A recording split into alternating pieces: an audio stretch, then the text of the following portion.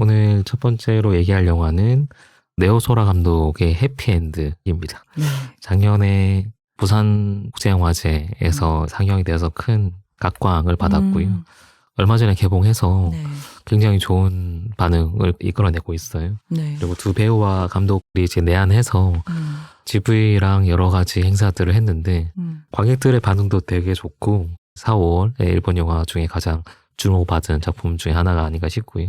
근미래를 배경으로 한 사이파이 성장 영화? 네, 이렇게 얘기해도 될까요? 사이파이가 약간 흐리게 써져 있지만 근데 그게 되게 이 영화의 매력 중에 하나인 것 같아요. 기본적으로는 근미래를 설정으로 해서 약간의 SF적인 요소가 있는데 그 근미래 설정이 사회 비판적인 요소를 넣기 위해서 오히려 과거를 더 애기하기 위한 설정에 가깝고 그 설정이 매몰된 영화는 확실히 아닌 것 같습니다.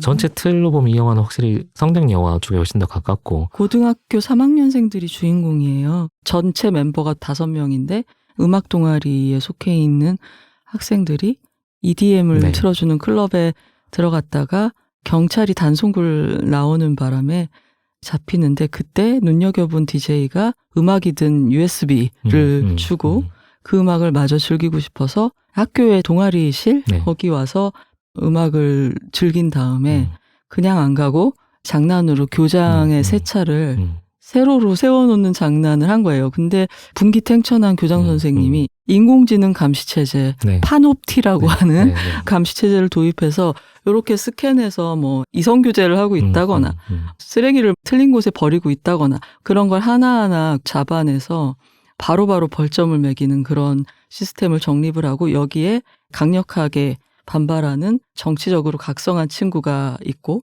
또 다른 친구들이 나오는데 이 중심에 있는 게 유타와 코우라는 소꿉친구고 유타는 부유한 집안에서 여유롭게 약간은 좀 보헤미안스러운 생각을 갖고 있는 친구고 소꿉친구지만 코우는 제일 한국인 자이니치의 후손이라고 할 수 있는데 3세대째 살고 있는데도 계속 차별을 받으면서 어머니의 식당에 누군가가 낙서를 해놨고요. 이방인이라고.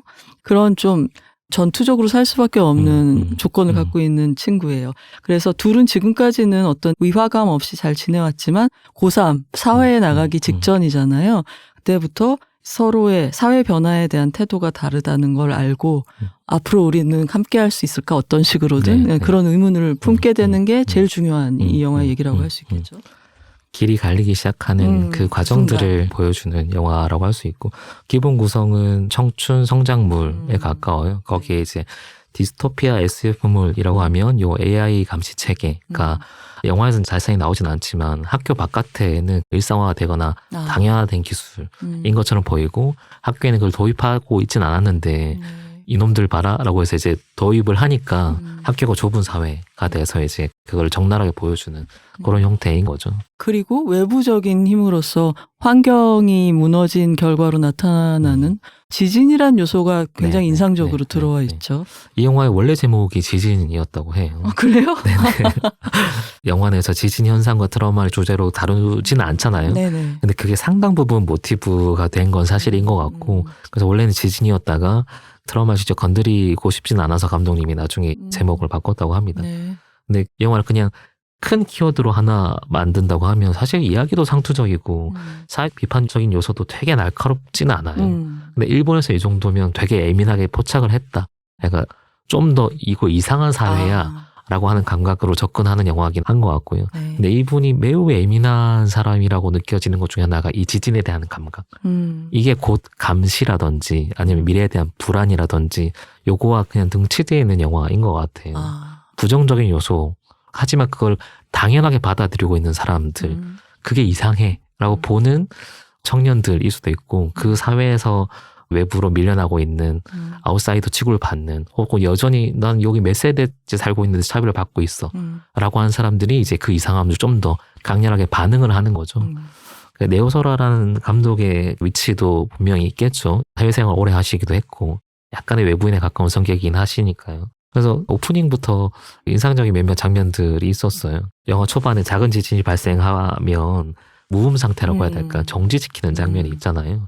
복도에서 이제 롱테이크 시작돼서 대화하는 장면, 코우와 후미 대화 장면에서 유타가 등장하고 후미가 나가고 카메라가 코어와 유타에서 트랙인해서 쭉 들어가는, 그 다음에 와이드에서 미디움 샷으로 전환된 다음에 지진이 발생하면 두 사람이 화면 밖으로 나가요. 그리고 나서 갑자기 화면이 컷하고 블라인드를 비춰준단 말이죠. 그러니까 사실은 불샷으로 해서 전체가 어떻게 되는 걸 보여주는 게 아니고 사소한 소품의 흔들림 같은 걸로 지진이라고 하는 어떤 감각의 상태를 환유해서 보여주는 시기거든요. 이게 엄청난 연출이라고 할 수는 없지만 그냥 기본에 충실하게 감각을 영화라는 형태로 드러낸다는 거에 집중하고 있는 영화도 그렇게 많지는 않은 것 같아요. 이거는 되게 이미지화 시킨다는 거에 충실한 연출들을 잘 선택을 하셨고, 예산의 한계도 있지 않을까요? 그게 되게 중요하죠. 예산이 많지 않잖아요. 그러니까 한정된 조건과 최소한의 소품으로 뭔가 이게 일어나고 있다는 것들을 전달해야 되는 거예요. 거기에 대한 집중이 되게 돼 있는 영화고, 그게 곧장 청소년 시기의 불안, 사회 시스템에 보이지 않는 억압으로부터 느껴지는 공포와 답답함, 보이지 않는 압박들, 이런 것들과 바로 연결이 돼서 이 영화가 매우 잘 구성된 영화처럼 보이게 되는 거죠. 착시는 아닐까요? 농담입니다. 네. 근데 그렇게 느낄 수 있는 요소들이 되게 많이 있는 영화인 것 같고요. 국내 관객들도 거기에 반응하고 있는 것 같아요. 대단한 뭐 메시지를 낸다거나 청춘들의 사연이 다른 영화들과 다르게 매우 특별하다거나 그것보다는 여기에 지금 머물고 있는 이 사람들의 감정이 뭔지를 섬세하게 잘 전달을 하고 있다. 그래서 그 부분에 대해서 공감이 훨씬 더 이루어지는 것 같고, 사실 시대 배경으로 치면 지금 일본보다는 좀 더 과거인 것처럼 보이는 80년대, 90년대 더 가깝게 보이는 학교의 어떤 디자인이나 분위기나 기술이 훨씬 더 앞서 있다고 하는데, 그런 것들이 SF 장르와 겹치면서 되게 지진이라는 감각을 영화 전체의 일반화로 시켰다는 측면에서는 매우 이게 사실 데뷔작인 거잖아요. 극영화로선 데뷔작이죠. 극영화. 그 전작이 류이치 사카모토 오퍼스가 있었고, 네, 다큐멘터리를 했고, 그 앞에 이제 슈가 글래스 버틀이라고 하는 단편이 있거든요. 그 단편은 사실은 이거의 전작처럼 보이는데, 얘기를 들어보면 해피엔드 시나리오를 먼저 쓰고 그 다음에 이제 바로 제작을 못하니까 이 슈가 글래스 버틀이라는 거를 만들었대요. 그리고 나서 이제 해피엔드를 만든 거라서 연결되는 영화이기도 하죠. 이 영화의 또 다른 중요한 요소는 음악이 아닐까 싶은데요. 아이들이 모이게 되는 공통점도 음악인 거고, 그리고 굉장히 인상적인 이미지가 음향시설을 옮기는 아이들의 모습이라든가 진동, 지진 이런 것들이 중요한 만큼 그 사운드로 표현하는 것도 상당히 많았고 리듬이 되게 중요한 영화다 이런 생각도 들기 때문이에요. 이 영화는 리듬, 진동, 지진이 전체 컨셉인 것 같아요. 지진에 대한 공포, 그리고 그거를 너무 당연하게 깔고 사는 일본인들의 어떤 삶, 그게 체제 억압이나 이상함들을 자연스럽게 받아들이고 있는. 그렇죠. 언제 무슨 일이 날지 모르니까 말을 들어야 된다. 그거까지 환유해서 만들어진 형태가 이 이야기인 것 같고, 매우 단순화시켜서 직관적으로 이해될 수 있게끔 만든 거고, 그거를 이제 와닿게 만드는 부분은 음악적인 요소, 리듬 혹은 진동에 가까운 것 같아요. 그런 시퀀스를 구성하려고 엄청나게 공을 좀 많이 들였다고는 합니다. 감독님의 본인이 이제 좋아하는 장면을 꼽을 때도 지진이 발생한 일련의 시퀀스 같은 것들을 되게 공들여서 디자인했다고 하고, 그 음악기기 뺏긴 5명 주인공이 교무실으로 쫓아가잖아요. 롱테이크로 그 장면 찍고 있는데 앞에 왔다 갔다 하고 카메라 가리고 일종의 약간 소동극 같이 보이는 장면을 악보 계산하는 것처럼 음악이 들어오고 나가고 하는 것처럼 박자 감각으로 인물들 동선을 짰다는 거예요. 그런 것들에 되게 집중하는 영화였고, 그런 전체 음악으로 본다고 하면 이 영화의 앞뒤에 오프닝과 엔딩씬에 멈추는 구간들이 있잖아요. 그런 것도 그 음악적인 감각으로 연결해서 이제 만들어진 장면이라고 할 수 있죠. 이 감독님은 타국 생활을 오래 한 게 굉장히 장점으로 작용을 한 경우라고 하겠네요. 사실은 감독님이 이 영화에서 감정이입할 수 있는 사람은 유타인 거죠. 좋게 얘기하면 낙관이고 큰 고민 없이 있는 것 같이 보이잖아요.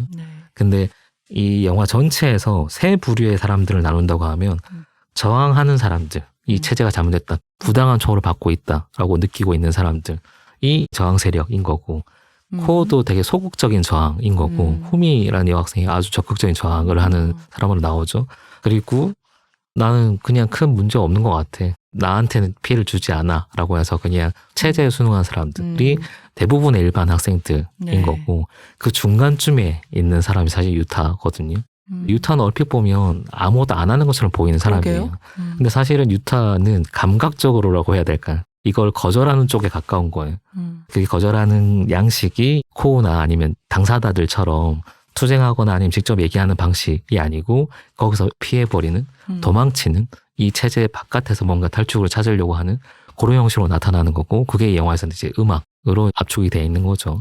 최근 사회에서는 저항이라는 게 뭘 하는 방식으로 나타나는 게 아니라 뭔가를 안 하는 방식으로 나타난다는 이야기도 생각이 나네요.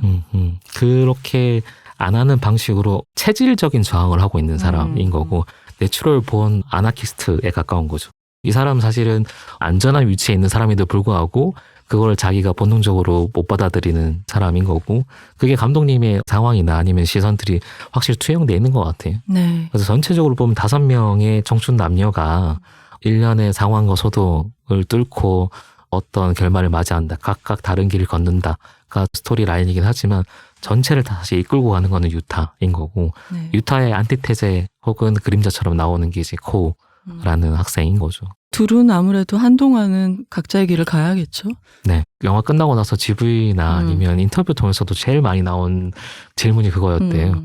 그래서 두 사람이 어떻게 됐을까? 네. 근데 저는 이 영화의 장점 중에 하나가 그 부분이었다고 봐요. 보통 이제 이 인물의 사연에 내가 공감이 돼서 이해하고 저 인물이 어떻게 됐을까가 궁금해지는 방식인데, 이 영화는 서사보다는 그 장면 보여주는 감정, 그게 공감이 훨씬 더 되는 쪽이었다고 저는 생각이 들었어요. 그걸 공감할 수 있게 만들어주는 바탕이 장면을 이미지화시키는 방식, 그리고 여기서 이미지는 이제 그림이 아니고 사운드 진동까지 포함한 네. 이 유타란 사람이 혹은 코우란 사람이 부당한 대우나 공격을 받고 있는 상황에 어떤 감각으로 지금 처해 있나, 요거를 영화가 여러 가지 방식으로 보여줘요.